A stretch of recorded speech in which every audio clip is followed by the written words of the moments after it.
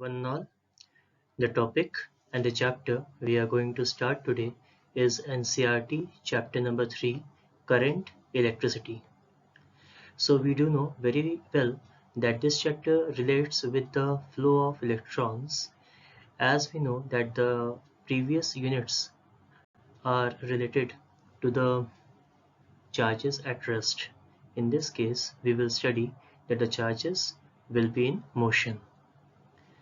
Moving on to the first slide, that we are having charge carriers or current carriers. We have 5 different substances categorized, that are conductor, semiconductor, insulator, gases, and electrolytes. Now when we move for conductors, in conductors, valence electrons or the free electrons are the charge carriers. Conductors में free electrons और valence electrons ही आपके charge carriers होते हैं। लेकिन जब हम लोग बात करेंगे सेमीकंडक्टर्स की, तो सेमीकंडक्टर्स के बारे में आप ये जानते हैं कि सेमीकंडक्टर्स एक सर्टेन टेम्परेचर पे एज अ कंडक्टर बिहेव करेंगे and as a certain temperature पे एज अ इंसुलेटर बिहेव करेंगे। केमिस्ट्री में सॉलिड स्टेट में आपने शायद ये पढ़ा होगा कि एट 0 केल्विन आपके semiconductors as an insulator behave करते हैं, और ये क्वेश्चन आपके सीबीएसई में कई बार आ चुका है, आपसे रीज़न भी पूछता है। सो सेमीकंडक्टर्स के बारे में हम लोग और डिटेल में पढ़ेंगे in our last unit, that is semiconductor devices. यहाँ पे हम लोग को एक जस्ट इंफॉर्मेशन चाहिए होती है कि सेमीकंडक्टर्स में आपके करंट कैरियर्स क्या हैं। Hence, we can say that the positively charged ions, not the positively charged ions actually, holes and electrons are the current carriers in semiconductors. Now moving on to the insulators. For insulators, we do know very well that the free electrons are not available in insulators, or we can say that the availability of free electrons is not there. Therefore, there are no charge carriers or current carriers in insulators. Now for gases, I must say that the gases are insulators in nature, but at very high potential difference and at low pressure, gases used to break into the ions, and again positively charged ions and negatively charged ions are the current carriers in gases. Even for the electrolytes, we do know very well that the cations and anions are the current carriers. So our first slide, whole and soul, related to the current carriers in various substances. I must discuss or share this, you can say, information with you all, that why some of the substances fall in the category of conductors and in the category of semiconductors or insulators.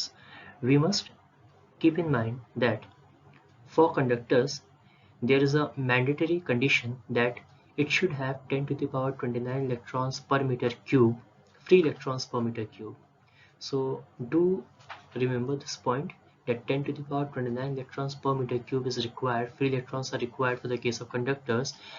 On the contrary, if we say about the semiconductors, it will be having 10 to the power 16 to 10 to the power 19 electrons per meter cube.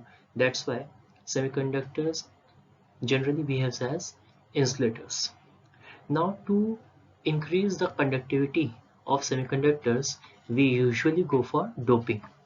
That is another aspect of the study with respect to semiconductors that we will study later. Moving on to the next slide.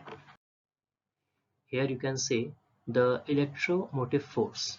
What do you mean by electromotive force? When the term force comes in the definition, it generally comes in our mind that something which pulls the charge. Definitely, when we apply a battery across a circuit, the positive terminal of the battery will try to pull the electrons towards itself. Okay, and that's how the current flows in the circuit. But when we study about electromotive force, it means the maximum potential difference between the terminals of a cell when no current is drawn. No current is drawn का मतलब क्या हो जाएगा? Suppose आपके पास एक battery है, उसमें से आप कोई करंट ड्रॉ नहीं कर रहे हैं, करंट ना ड्रॉ करने की कंडीशन में उसके टर्मिनल्स के बीच में जो मैक्सिमम पोटेंशियल डिफरेंस रहेगा उसी को हम लोग कहते हैं इलेक्ट्रोमोटिव फोर्स या फिर EMF of the cell. Just for example हम लोग बात करते हैं कि आप मार्केट गए और आपने एक बैटरी परचेज की, तो आपने देखा होगा कि एक पेंसिल बैटरी के बॉर्डर पे या फिर पेंसिल बैटरी के ऊपर लिखा होता है 1.5 वोल्ट। दैट मीन्स जब आपने बैटरी को परचेज की at that point of time उसके पॉजिटिव टर्मिनल और नेगेटिव टर्मिनल के बीच में जो मैक्सिमम पोटेंशियल डिफरेंस रहेगा उसकी वैल्यू 1.5 वोल्ट है।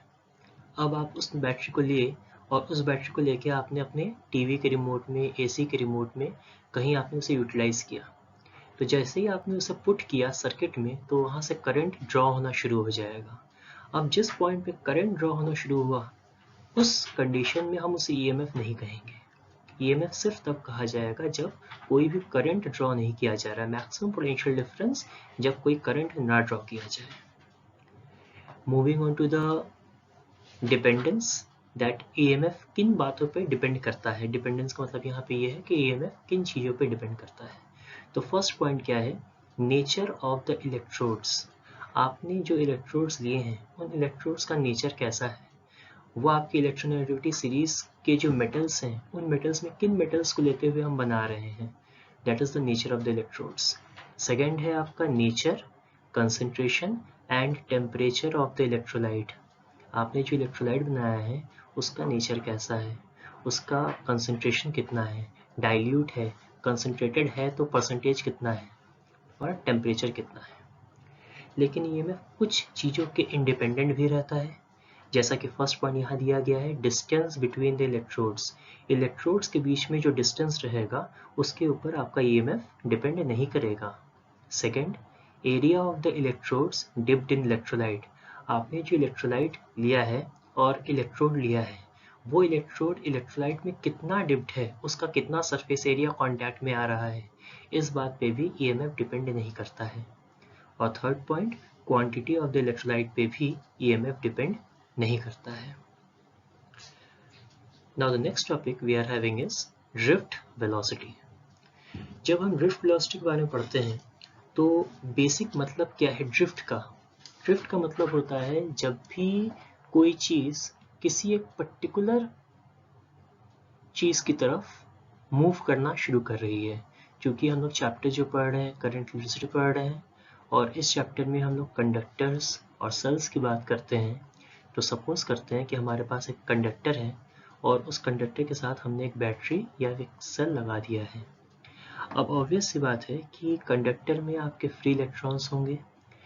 फ्री इलेक्ट्रॉन्स जो हैं वो आपके रैंडमली मूव करते रहते हैं इनसाइड द कंडक्टर, जिसकी वजह से इनका जो एवरेज वेलोसिटी होता है वो ज़ीरो होता है, जो कि यहाँ पे आपको दिखाया गया है u average is equals to u1 plus u2 plus u3 up to un upon n। तो यहाँ पे ये जो मैंने निकाला ये क्या निकाला है, ये मैंने निकाला है average velocity of the electrons जब कंडक्टर को बैटरी से कनेक्ट नहीं किया गया है। Okay, now the thing is, अब सपोज करते हैं कि अगर हमने कंडक्टर को बैटरी से कनेक्ट किया उस कंडीशन में क्या होगा, इलेक्ट्रॉन्स जो हैं वो पोलराइज हो जाएंगे टुवर्ड्स द इलेक्ट्रिक फील्ड। आपका जो पॉजिटिव टर्मिनल है उस तरफ इलेक्ट्रॉन्स जो हैं वो पोलराइज हो जाएंगे और अलाइन हो जाएंगे, उस डायरेक्शन में मूव करना शुरू करेंगे। तो ऐसे कंडीशन में इलेक्ट्रॉन्स की स्पीड जो है वो ग्रेटली रिड्यूस होती है, बहुत ज़्यादा रिड्यूस हो जाती है, ठीक है।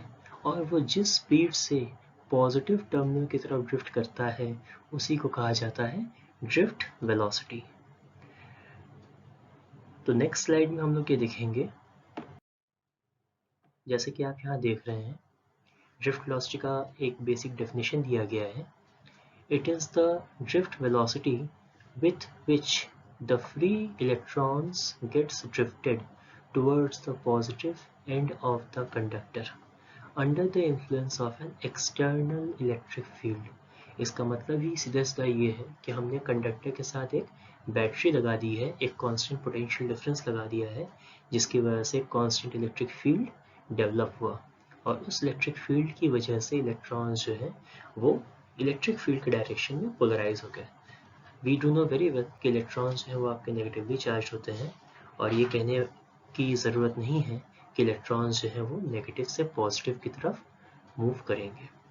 हाँ, यहाँ पे एक बात इम्पॉर्टेंट है कि जब हम लोग करंट इलेक्ट्रिसिटी पढ़ते हैं तो हम लोग को ये पता होना चाहिए एट दिस लेवल कि करंट 3 टाइप के होते हैं। एक होता है डिस्प्लेसमेंट करंट, एक होता है कन्वेंशनल करंट और एक होता है इलेक्ट्रॉनिक करंट। ओके, इलेक्ट्रॉन जिस डायरेक्शन में मूव करेगा उसे कहा जाएगा इलेक्ट्रॉनिक करंट, लेकिन इलेक्ट्रॉन के अपोजिट डायरेक्शन में जो मूव करता है उस करंट को कहा जाता है कन्वेंशनल करंट। इलेक्ट्रॉन के अपोजिट डायरेक्शन में जो मूव करेगा उसे कहा जाएगा कन्वेंशनल करंट। तो यहाँ पे जो हमारा थर्ड टर्म रह गया that is the displacement current, इस टर्म के बारे में हम लोग अपने 5th यूनिट में पढ़ेंगे जो कि है हमारा इलेक्ट्रोमैग्नेटिक वेव्स। आप इस टर्म का ध्यान रखिएगा और इस टर्म के बारे में एक ब्रॉड डिस्क्रिप्शन दिया जाएगा 5th यूनिट में। अपार्ट फ्रॉम दैट हम लोग जब इस डेरिवेशन में आगे बढ़ेंगे तो हमें क्या मिलेगा, सिंस हमें ये पता है कि जब भी इलेक्ट्रॉन को यूनिफॉर्म इलेक्ट्रिक फील्ड में रखा जाता है वो एक फोर्स एक्सपीरियंस करता है जिसे कहा जाता है F is equals to QE। Now F equals to MA ये एक जनरल फॉर्मूला है। हमने दोनों इक्वेशंस को इक्वेट कर दिया। इक्वेट करने के बाद हमने A की वैल्यू फाइंड कर ली।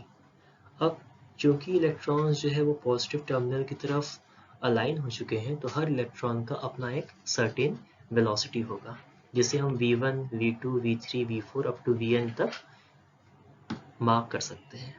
तो V1 की वैल्यू क्या हो जाएगी, U1 plus A tau 1, V2 की वैल्यू होगी U2 प्लस A टाउ 2, ऐसे ही अप टू Vn हम लोग लिखेंगे U1 plus A tau n।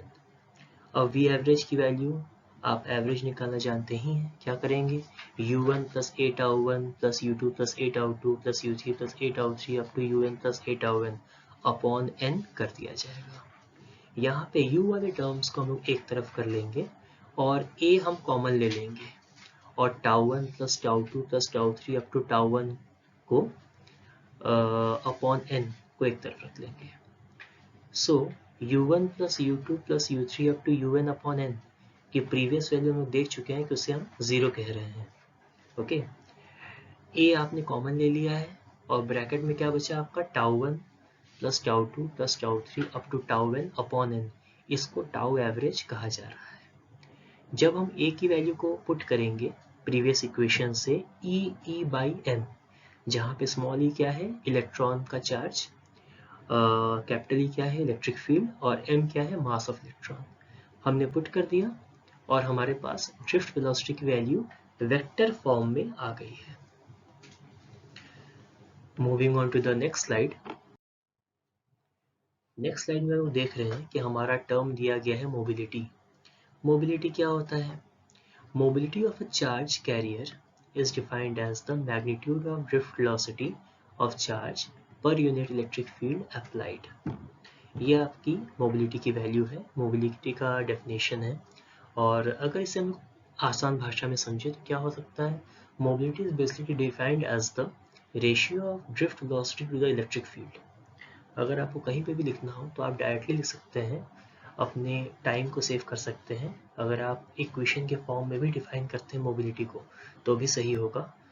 तो क्या हम कहेंगे, mobility may be defined as the ratio of drift velocity to the electric field.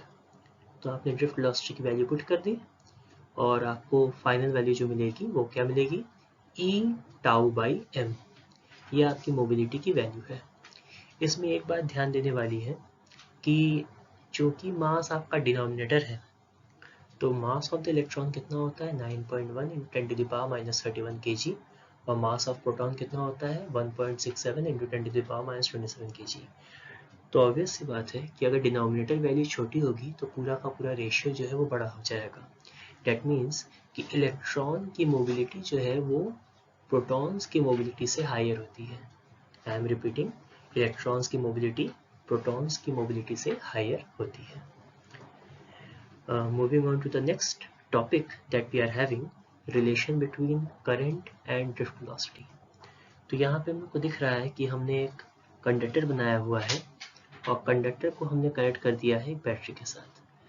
तो हमारा बेसिक सबसे पहले हम देखेंगे कंडक्टर का लेंथ कितना है, L है और कंडक्टर का जो क्रॉस सेक्शन एरिया है वो A है, तो वॉल्यूम ऑफ द कंडक्टर क्या हो जाएगा AL।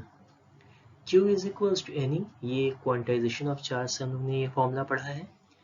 सो यहाँ पे N का मतलब होता है basically number density of electrons, that means per unit volume कितने इलेक्ट्रॉन्स प्रेजेंट होते हैं। तो नंबर डेंसिटी के साथ अगर हम AL को मल्टीप्लाई कर दें, दैट मीन्स टोटल वॉल्यूम में कितना इलेक्ट्रॉन होगा हमें मिल जाएगा। तो वैल्यू कितनी आई NeAl। अब क्या करेंगे, करंट का बेसिक फॉर्मूला होता है Q/T, तो हमने Q की वैल्यू पुट कर दी, पुट करके NeAl अपॉन T, जहाँ पे L अपॉन T को Vd कहा जा रहा है, जहाँ पे L अपॉन T को Vd कहा जा रहा है। होपफुली इतनी बात आप लोगों को क्लियर होगी। I इक्वल्स टू NeAVD एक बहुत ही इंपॉर्टेंट फॉर्मूला है जो कि हम लोग कंटिन्यूसली कई बार कई डेरिवेशंस में इस्तेमाल करेंगे, तो इस वैल्यू का आप लोग एकदम याद कर लीजिएगा, क्योंकि रिलेशन याद रहेगा तभी आप लोग जो है न्यूमेरिकल कर पाएंगे और इसका यूज़ कई जगहों पे कर पाएंगे। Thank you.